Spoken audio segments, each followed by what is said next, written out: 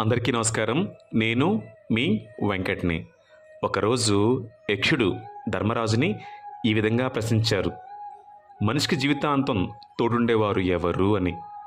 ఎవరైనా ఈ ప్రశ్నకు భార్యనో, భర్తనో, పిల్లలనో లేక పేరు ప్రతిష్టలను సమాధానం చెబుతారు.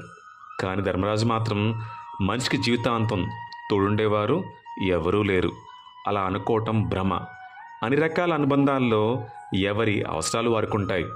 అంచేత మనిషికి నిజంగా జీవితాంతం తోడు తన గుండెదిరిన తప్ప మరొకటి లేదని చెప్పారు. ప్రపంచంలో తెలివైన వారు ఎవరైనా సరే అంగీకరించకుండా ఉండలేని విషయం ఇది. మనిషిని నిజంగా కాపాడేది భక్తి, జ్ఞాన, వైరాగ్యాలతో కూడిన గుండె ధైర్యం ఒక్కటే. హరే కృష్ణ హరే కృష్ణ కృష్ణ కృష్ణ హరే హరే.